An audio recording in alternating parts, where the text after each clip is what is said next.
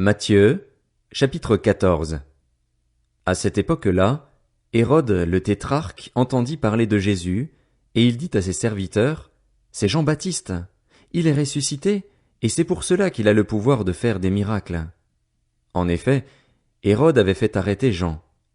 Il l'avait enchaîné et mis en prison à cause d'Hérodiade, la femme de son frère Philippe, car Jean lui disait, « Il ne t'est pas permis de l'avoir pour femme. » Il voulait le faire mourir, mais il redoutait les réactions de la foule parce qu'elle considérait Jean comme un prophète. Or, lorsqu'on célébra l'anniversaire d'Hérode, la fille d'Hérodiade dansa au milieu des invités et plut à Hérode, de sorte qu'il promit avec serment de lui donner ce qu'elle demanderait. À l'instigation de sa mère, elle dit, « Donne-moi ici, sur un plat, la tête de Jean-Baptiste. » Le roi fut attristé, mais, à cause de ses serments et des invités, il ordonna de la lui donner et il envoya décapiter Jean dans la prison. Sa tête fut apportée sur un plat et donnée à la jeune fille, qui l'apporta à sa mère. Les disciples de Jean vinrent prendre son corps et l'ensevelir. Puis ils allèrent l'annoncer à Jésus. À cette nouvelle, Jésus partit de là dans une barque pour se retirer à l'écart dans un endroit désert. L'ayant appris, la foule sortit des villes et le suivit à pied. Quand Jésus sortit de la barque, il vit une grande foule et fut rempli de compassion pour elle, et il guérit les malades. Le soir venu, les disciples s'approchèrent de lui et dirent, « Cet endroit est désert et l'heure est déjà avancée. Renvoie la foule, afin qu'elle aille dans les villages pour s'acheter des vivres. » Jésus leur répondit, « Ils n'ont pas besoin de s'en aller. Donnez-leur vous-même à manger. » Mais ils lui dirent, « Nous n'avons ici que 5 pains et 2 poissons. » « Apportez-les-moi ici, » leur dit Jésus. Il fit asseoir la foule sur l'herbe, prit les 5 pains et les 2 poissons, leva les yeux vers le ciel et prononça la prière de bénédiction. Puis il rompit les pains et les donna aux disciples, qui les distribuèrent à la foule. Tous mangèrent et furent rassasiés, et l'on emporta 12 paniers pleins des morceaux qui restaient.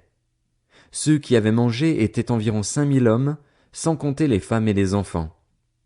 Aussitôt après, Jésus obligea les disciples à monter dans la barque et à le précéder sur l'autre rive pendant qu'il renverrait la foule. Quand il l'eut renvoyé, il monta sur la montagne pour prier à l'écart et, le soir venu, il était là seul.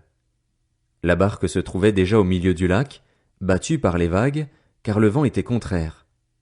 À la fin de la nuit, Jésus alla vers eux en marchant sur le lac. Quand les disciples le virent marcher sur le lac, ils furent affolés et dirent, « C'est un fantôme !» Et, dans leur frayeur, ils poussèrent des cris.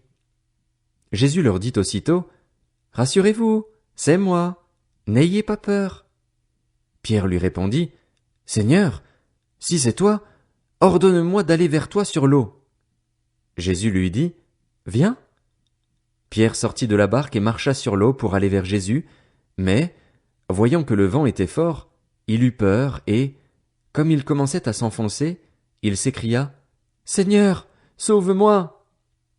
Aussitôt Jésus tendit la main, l'empoigna et lui dit, « Homme de peu de foi, pourquoi as-tu douté ?» Ils montèrent dans la barque, et le vent tomba. Ceux qui étaient dans la barque vinrent se prosterner devant Jésus en disant, « Tu es vraiment le Fils de Dieu. » Après avoir traversé le lac, ils arrivèrent dans la région de Génézareth. Les habitants de cet endroit reconnurent Jésus. Ils envoyèrent des messagers dans tous les environs et on lui amena tous les malades. Ils le suppliaient de leur permettre seulement de toucher le bord de son vêtement, et tous ceux qui le touchèrent furent guéris.